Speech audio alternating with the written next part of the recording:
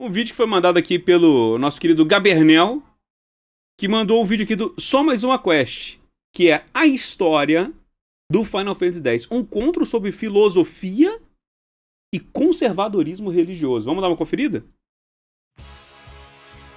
Final Fantasy X, Seja aí qual a gente for o curte, motivo, não há como negar que Final Fantasy X é fantástico. Seja pelo sistema de batalha, pelas mecânicas de evolução de personagens, pelos aspectos audiovisuais, pela história, é só escolher o tema e Final Fantasy X com certeza vai marcar muitos pontos positivos. Entretanto, esse é um título de PlayStation 2 que, mesmo estando presente em muitas listas de melhores RPGs, na maioria das vezes, ele é constantemente apresentado como uma história de amor entre Tidus e Yuna. Não me levem a mal, isso não tá errado. Não tá errado. Porque realmente rola um clima ali entre os personagens, o que gera, inclusive, algumas cenas bem dramáticas. Não é necessariamente que rola um clima ali. É um dos pontos focos da história. Após o entendimento da verdadeira realidade de Tidus. Sem essa parte da narrativa, provavelmente Final Fantasy X-2 teria um desenrolar bem diferente. Outro ponto que é bem lembrado são as cenas cômicas, que é melhor vocês mesmos verem e chegarem às suas próprias conclusões. Eu gosto. Isso aqui não é uma cena cômica, isso é uma cena triste. Isso aqui é uma das cenas talvez mais tristes do jogo. Porque toda a parada dessa cena aqui é a Yuna vir e falar assim, não, como é que você consegue manter um sorriso com tudo que tá acontecendo e tal? E a Yuna fala, você tem que praticar e tal. Ou ela fala, vai, dá o seu melhor, assim. E aí o Tidus, ele vai dar essa risada propositalmente ruim, que ele não consegue fazer. Ele não consegue ser a Yuna, que faz tudo com um sorriso no rosto. E aí, até chega uma hora que ele fica meio cansado. Ele, e ele continua tentando rir. Essa cena é triste pra caralho. Essas são passagens bem humoradas que escondem certos sentimentos de ambiguidade que podem passar despercebidos pelos olhares menos clínicos. São eles depressões, medos e angústias que se escondem em forma de humor. Não queremos aqui anular a importância desses aspectos cômicos e românticos para Final Fantasy X, e sim, somar um ponto de vista ético e filosófico a esses elementos. Vamos pensar um pouco com a mente de um morador de Spira e entender melhor sobre esse mundo dominado por ideais que promovem um ciclo sem fim de medo e violência, a opressão de seguidores e líderes religiosos de Yevon, que reforça discriminação e preconceito entre os povos, a martirização de jovens que abrem mão da própria vida, motivados pela falsa esperança de trazer dias melhores para aqueles que, após sua partida, contarão histórias de seu legado de glória. Vamos aqui o que a relembrar e religião e o destacar os governo falam, principais né? motivos que tornam Final Fantasy X um jogo tão especial do ponto de vista narratológico e assim defender a ideia de que pode ser equivocado pensar que esse é apenas um jogo sobre romance.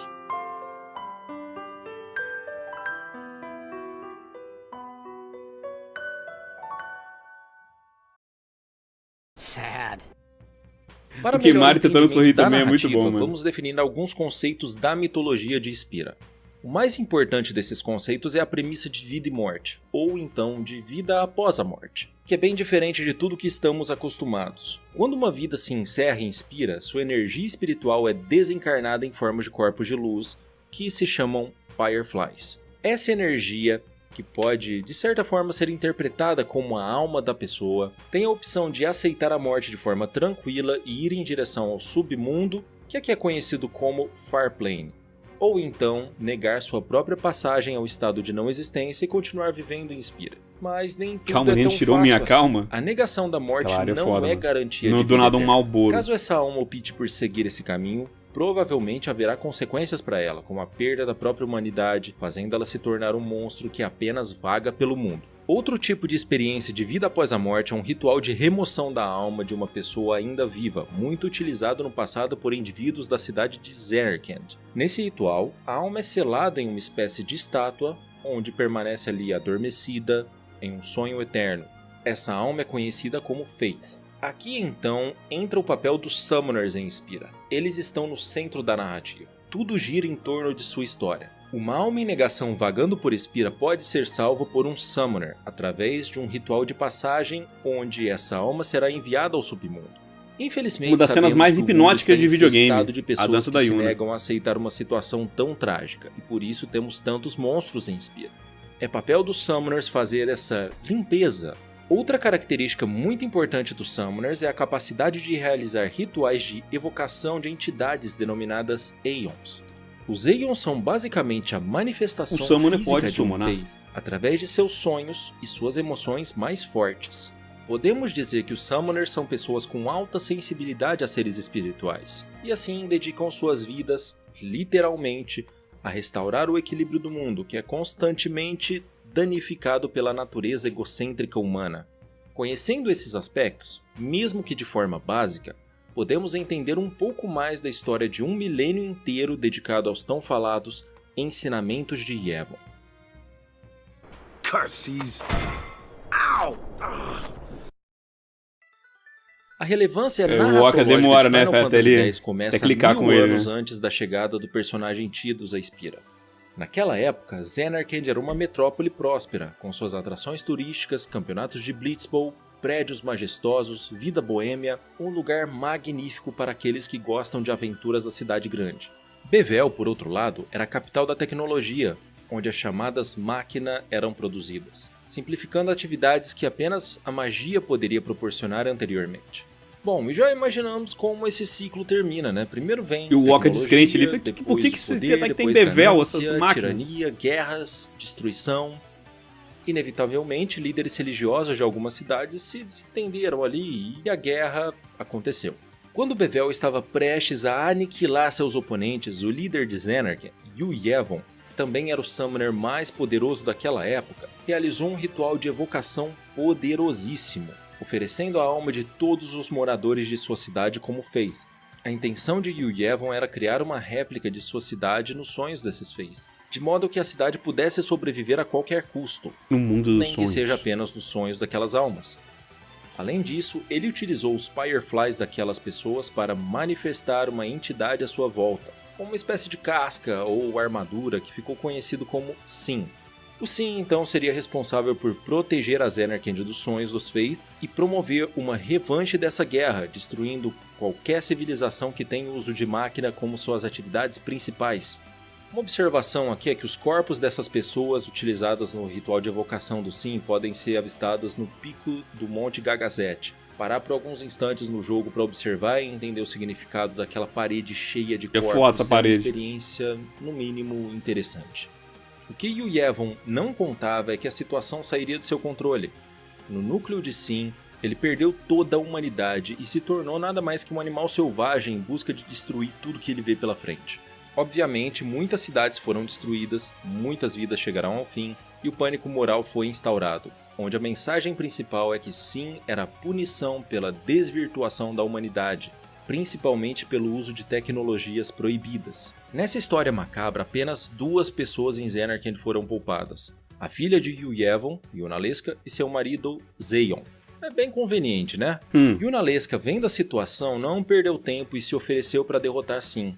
Em troca, ela exigiu que seu pai fosse adorado como um deus de um novo mundo, que templos fossem erguidos em sua homenagem.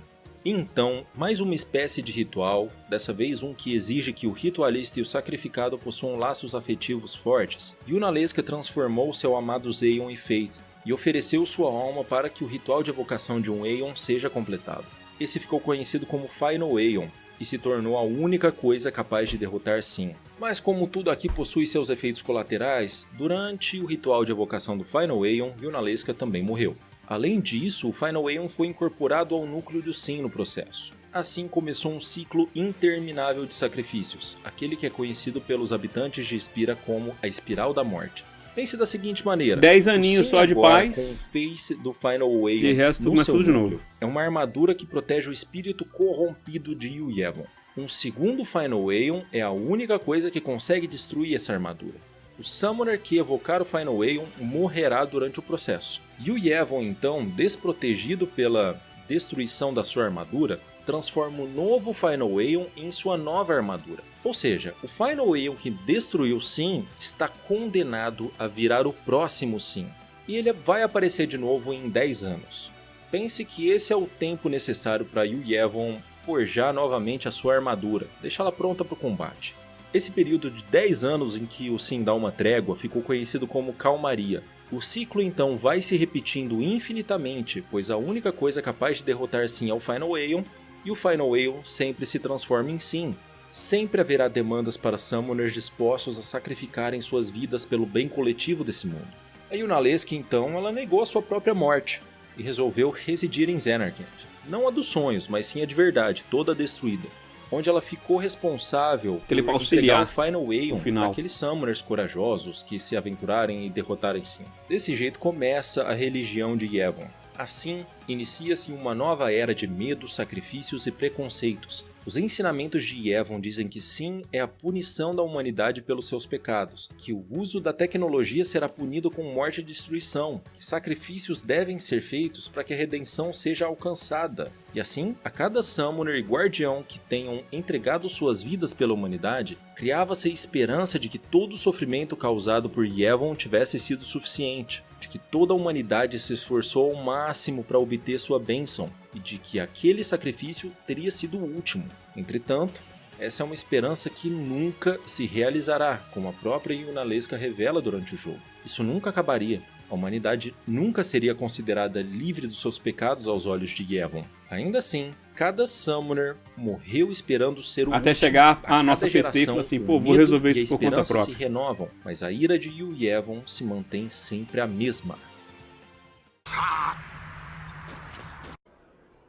Após quase um milênio do aparecimento da Espiral da Morte, os ensinamentos de Yevon foram consolidados em Spira, gerando uma onda de conservadorismo religioso. Bevel, ironicamente, se tornou uma superpotência dessa nova religião, com um templo dedicado exclusivamente a Yevon e Yunalesca. Eram os caras mais poderosos? O povo chamado Albed é notável, pois eles se recusavam a viver sobre os ensinamentos de Yevon e continuam a utilizar máquina em suas tarefas mais rotineiras. E é aqui que começa a jornada de Braska. Braska era um sacerdote de Bevel que se apaixonou e resolveu se casar com uma Albed. Tanto ele quanto sua esposa foram expulsos de suas comunidades, restando a eles apenas o exílio para que o amor pudesse ser compartilhado. Desse casamento, a pequena Yuna nasceu. Quando Yuna tinha 4 anos, sua mãe resolveu visitar a terra dos Albed para tentar uma reconciliação com seu povo. Infelizmente, durante a viagem, seu navio foi atacado por Sin e ela acabou morrendo. A partir desse acontecimento, Braska resolveu se tornar um Summoner para derrotar Sin, se tornando mais um sonhador que pensa que há uma chance de Sin ser derrotado definitivamente daquela vez. Em uma visita a Bevel, Braska conheceu o jovem Auron, um monge de 25 anos que também foi exilado de suas atividades após se recusar a participar de um suposto esquema de corrupção dentro da instituição de Yevon. É o grupo dos exilados, né? Que depois ainda tem o Jack aí aparecendo que foi exilado do mundo. Se unir a Braska, sendo seu guardião durante sua peregrinação.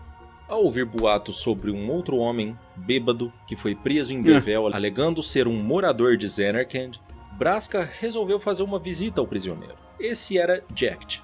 Mesmo que suas alegações não fizessem sentido algum, Braska resolveu acreditar em suas palavras e convidou ele para deixar a cadeia e acompanhá-los até Zanarkand em sua peregrinação. E assim foi formado o trio de viajantes. Taxados de loucos, exilados, sem futuro, segundo todos os moradores de Spira, a probabilidade de pessoas como essas terem sucesso em derrotar Sin era praticamente nula. Durante a jornada, Jekt foi revelando sua natureza, seus pensamentos, seus sonhos, suas origens, a vontade de voltar para casa e continuar a vida cuidando do seu filho. Conforme Zanarkand ficava mais próxima em sua jornada, Jekt percebia que não haveria mais volta, que essa nova realidade seria o seu túmulo. Ele nunca mais conseguiria viver naquela Zanarkand que conhecia antes. Isso porque Jekt não era uma pessoa de verdade. Mas como assim Jekt não é uma pessoa? Bom, acontece que Jekt é apenas um sonho dos Fate, que perderam suas vidas 1000 anos atrás em Zanarkand. Os Fate, dessa vez cansados de serem escravos de Yevon, manifestaram seus pensamentos em Jekt, criando um ser capaz de interagir com toda a Spira, mas preservando suas memórias milenares. E honestamente, talvez Jekt não tenha sido o primeiro dos sonhos dos Fate a viver em Spira, mas com certeza foi o que conseguiu ter o papel mais relevante para essa história. Indo contra todas as possibilidades, ele saiu do mundo dos sonhos. Os exilados agora conseguiram chegar a Zanarkand e completar sua peregrinação. Entretanto, depois de conversar com Yunalesca, eles entraram em choque. Ao contrário de todos os outros Aeons que apareceram ao longo do caminho, não há um Face para o Final Aeon. Desse modo, um dos guardiões deveria oferecer sua vida para criar o Face que seria usado na evocação do Final Aeon. Foi aqui que as emoções tomaram conta de todos. Auron hesitou e disse que essa é uma morte que não vale a pena. Jacket ofereceu a sua vida para se tornar o Face do Final Aeon, pois sabia que não haveria esperança para ele aqui em Spira. Braska confiou na ideia de que esse é o único jeito de trazer paz para esse mundo e ao mesmo tempo acreditou que poderia ser a última vez que Sim apareceria. E foi assim que eles resolveram seguir em frente. Em seus momentos finais, tanto Jacket quanto Braska pediram a Auron que cuidassem de seus filhos, ambos crianças com 7 anos de idade. Auron, confuso sobre como iria cuidar de Tidus em Zenerkand dos Sonhos, apenas confiou em Jacket, que disse que eles darão um jeito de resolver essa situação eu vou pensar numa e quebrar parada aquele aí. ciclo maldito. Com a morte de Braska e a transformação de Jacket, O plano, vamos buscar meu moleque. de calmaria se iniciou. Dessa vez, o Braska se tornou um herói, o Jacket, uma lenda, e o Auron, o guardião extremamente respeitado. A Yuna, entretanto, mesmo sendo filha de um herói, estava sozinha no mundo. O Auron se sentiu incomodado com toda aquela situação. Foi tirar satisfação lá com a Yuna Lesca. Porra. A falta de empatia do povo que celebrava o período de calmaria que viria pelos próximos 10 anos, e esquecendo que 2 pessoas acabaram de morrer oferecendo suas vidas por eles. Com esses sentimentos em sua cabeça, Auron resolveu confrontar Yuna Lesca para fazer justiça com as próprias mãos e colocar um fim a esse ciclo. Contudo, ele saiu da batalha gravemente ferido. Com suas últimas forças, Auron lembrou da promessa que fez a Braska e foi atrás da pequena Yuna em Bevel. Seus ferimentos não deixaram completar a jornada, mas o jovem Kimahri o encontrou a tempo de ouvir um pedido de seu leito de morte. O pedido é levar Yuna a Besaid e tomar conta dela. Kimahri então se tornou um mentor de Yuna pelos próximos anos. O Auron, por sua vez, negou a própria morte a fim de cumprir a promessa que fez para Jacket e Braska. Ele não poderia aceitar a morte ainda enquanto tivesse pendências aqui. Em sua nova forma espiritual, ele conseguiu se comunicar com Jacket, chegando a Zenerkand dos Sonhos e se tornando mentor de Tidus. Então, alguns anos se passaram e com eles o fim da calmaria. Dessa vez, Yuna, com seus 17 anos, resolveu seguir os passos do pai. Jacket e Auron se comunicaram, dando a entender que possuíam um plano para interferir no ciclo da Espiral da Morte. O plano é traz então, o Tidus. Resolveram levar Tidus a Spira, também na forma de um sonho dos Fae, com suas lembranças de Zenerkand dos Sonhos. E assim, Tidus e Yuna, que são o legado de Jacket e Braska, com seu mentor veterano Auron, o famoso guardião que já derrotou Sim uma vez, e uns outros guardiões, que seriam amigos próximos, família, figuras paternas da Yuna, embarcaram em uma nova peregrinação. Wait, Sir Auron isn't Al Bhed too, is he? Come on, Waka. Walker. Dessa vez, a experiência de Auron os guiava Noiado para que o os tempo erros todo. do passado não fossem cometidos novamente. Auron tinha muita informação sobre o caminho, mas falava muito pouco, evitando interferir na jornada ou nas decisões do grupo, respeitando a escolha de Tidus e Yuna. Nesse ponto de vista, podemos dizer que ele executou bem o papel de tutor, deixando eles descobrirem as dificuldades que vão aparecendo pelo caminho, mas protegendo-os ao mesmo tempo. A escolha de não jogar a verdade na cara daqueles jovens e sim deixá-los lidar com suas próprias escolhas revela-se uma importante ferramenta para a maturidade do grupo. A partir da autorreflexão, Tidus conseguiu conhecer, interagir e reaprender a viver naquele mundo. Ao mesmo tempo, pôde entender o quão corrupto aquele mundo era e como Jacket e Auron planejavam lidar com isso. Tidus conseguiu adquirir maturidade suficiente para não repetir os erros de Auron. Dessa vez, tudo seria diferente. O caminho da peregrinação levou Yuna e seus guardiões a Zenerkand, onde Yuna Lesca os recebeu. O mesmo destino os aguardava. Yuna já estava ciente de que Zenerkand seria o seu túmulo. Entretanto, ao descobrir que um de seus guardiões seria utilizado como Fae, ela hesitou. Não vai rolar. Aqui foi a hora que a mentoria do Auron surtiu efeito. Yuna e Tidus repetiriam os erros de seus pais ou se negariam a fazer parte desse ritual injusto, sem Bem, e nesse esperança, momento a e PT tá tentariam pica, pô, mudar a porque eles história. chegam a matar a Yuna Lesca Lesca foi questionada se, caso e Yuna vai em cima do aceitasse Sim seu na destino raça. como aquela que vai evocar o Final Aeon e derrotar o Sim, haveria uma chance do Sim ser erradicado de forma definitiva? Yuna Lesca revelou friamente que Sim é eterno, que isso nunca acabaria. uma imensa contradição, pois os próprios ensinamentos de Yevon dizem que Sin poderia desaparecer se a humanidade se redimisse de seus pecados. É revelado então por Yunalesca que a humanidade jamais teria sua redenção. Dessa forma, o grupo resolve se rebelar contra os ensinamentos de Yevon e são confrontados por Yunalesca. Após uma difícil batalha, Yunalesca é derrotada e agora sua alma é banida de Spira. O desaparecimento de Yunalesca é um clímax dramático na narrativa.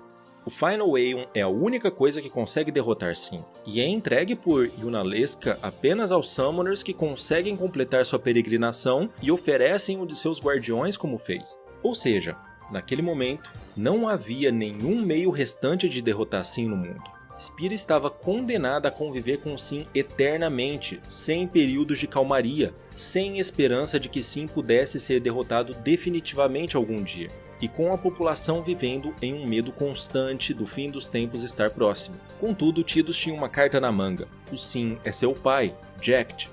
Os dois possuíam laços afetivos fortes, ainda que um tanto complicados.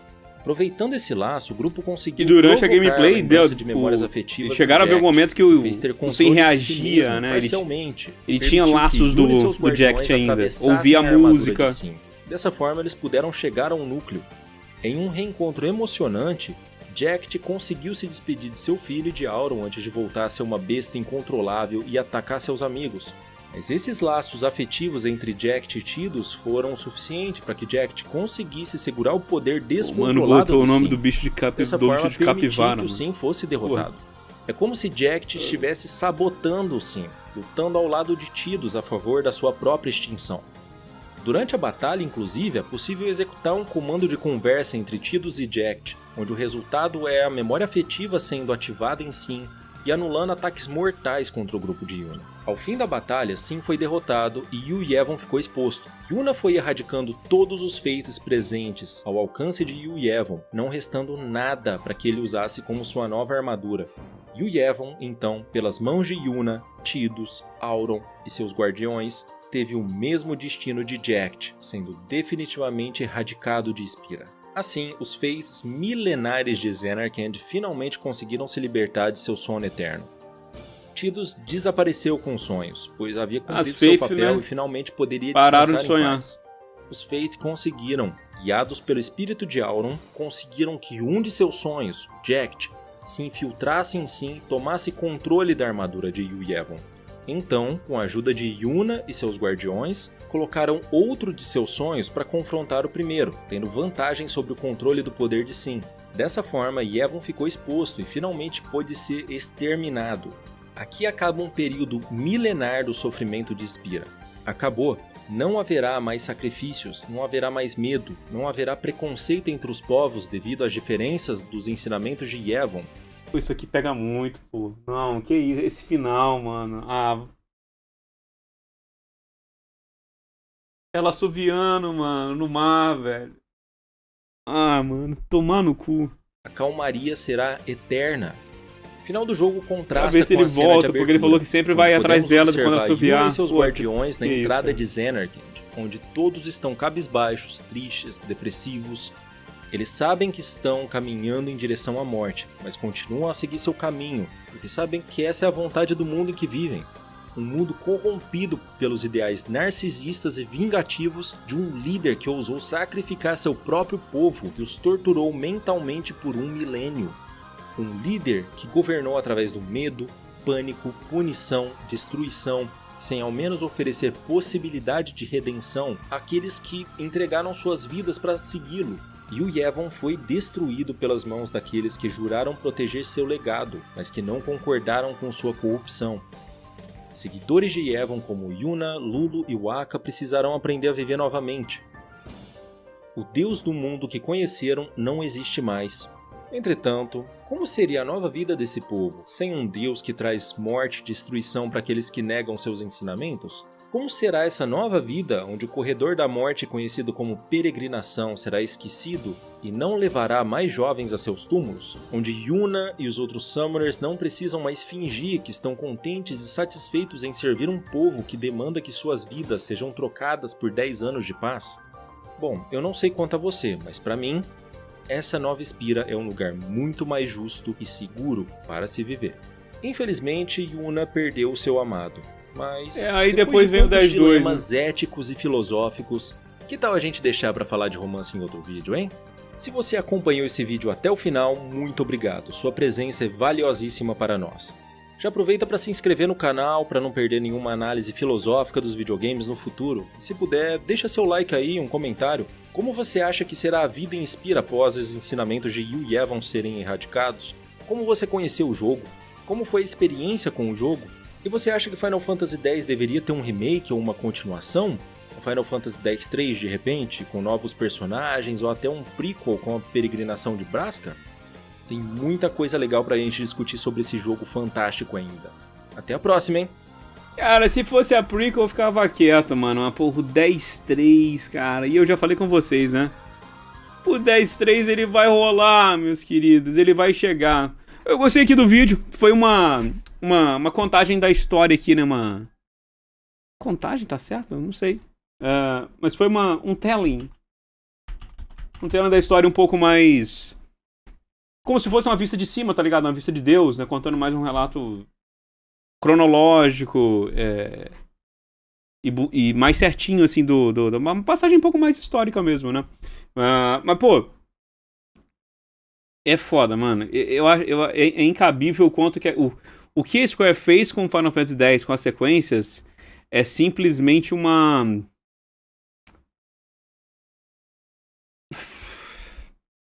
é um dos maiores pecados da história dos videogames, mano. É um dos maiores pecados da história dos videogames que aconteceu, mano. É absurdo, cara. Como você faria o início do 10-3? Qual seria a sua ideia do início do jogo? Então, não tem muito como eu fazer diferente, porque a sinopse do 10-3, ela já tá ali. Ela já tá no audiodrama. O audiodrama, ele foi o pontapé inicial pro 10-3, né? Onde o Sim voltou, porque foda-se tudo que a gente fez no 10. Foda-se. O Sim voltou. O Tidus e a Yuna não estão juntos, eles já se separaram. E aí o Tidus, ele é um jogador de Blitzball famoso, ele é o Neymar. Então a Yuna tem um certo ciúme por conta disso, né? Porque tem muita tiete em cima do Tidus. Tem uma menina que a nego teoriza que é filha do Jack. Jackson, do Auron. Valeu, Joe. Obrigado pelo superchat, meu querido. Já a gente vai ver aqui. Então, tipo, a gente tem essa parada. Tipo, o Sim voltou. Porra, mano, Sim voltou. Então, é isso. Essa é a parada. Tipo assim, talvez... é a rejornada, sabe? Mas, porra... é muito ruim, cara. Essa ideia, velho. É muito ruim.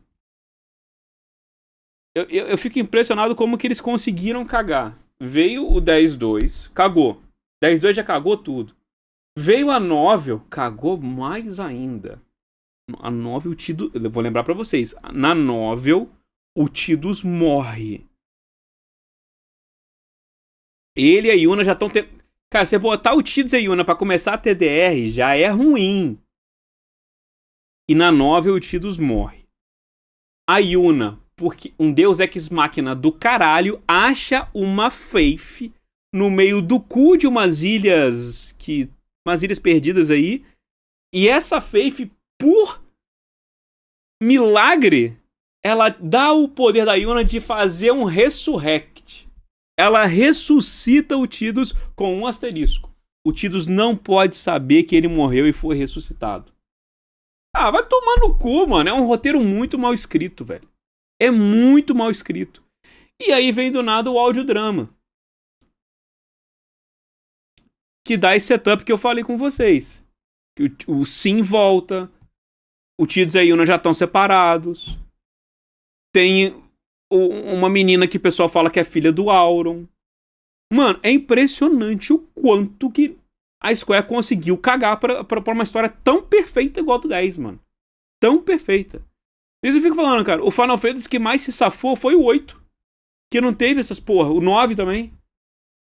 O 8 e o 9 se safaram. E não teve novel. Não teve continuação, tá ligado? É melhor que toda continuação eles conseguem cagar, cara. Como que acaba o audiodrama? Acaba o audiodrama, acho que a Yuna, se não me engano, ela fazendo um discurso e tal. falando que agora eles precisam parar o Sim. E é isso, acaba tipo... Por isso que ele é um pontapé inicial pra começar o outro. Porque já tava assim, vamos atrás do Sim, né? Então, é isso, cara. E o 7? Não, o 7 se fudeu também. O 7 teve coisas boas, mas teve algumas coisinhas também que ficou cagada. A.K.A. Dirge of Cerberus. As novas do 7 são chatas pra caralho. Uma nova enjoada. Então, tipo assim, beleza, teve o Crisis Core, bacana. Advent Children é um anime muito bom. Advent Children como filme, a gente questiona. Como anime é muito maneiro, tem um monte de porrada legal. Mas nem o 7 sai. Pô, o 7 teve o remake. O 7 teve o remake com linhas do tempo. Porra. Acabou. O 7 não se safou nada, mano. Mais um vídeo para você explicando roupas populares e curiosas. Pô, nos já... animes do Central do Night. Já vou dar uma olhada, mano. Ai, caralho. A novel do peito da Tifa? Cara, a novel do peito da Tifa. Que agora ela teve que fazer uma cirurgia. Os personagens tomam míssel na cara, mais uma espadada, bota num ponto que tem que fazer cirurgia. Cirurgia estética, tá? Porque aquilo ali incomoda ela esteticamente. Mas tomar um míssel, às vezes, de uma arma ali da Scarlet, de um mecha da Scarlet, nada acontece. Os personagens ficam liso. Não, mano, é muito ruim, cara. É muito ruim. O Final Fantasy VII não se safou, velho. Quem se safou mesmo foi o 8 e o 9. Foram os únicos que se safaram. Os únicos. 12 também teve continuação. 13 teve pra caralho também. 13, porra, cada jogo é um delírio coletivo diferente. É foda, mano. Mas igual o 10 eu acho que não teve, não. Porque o 10 era tão perfeitinho. E aí cagaram no rolê pra caralho. Foda, mano.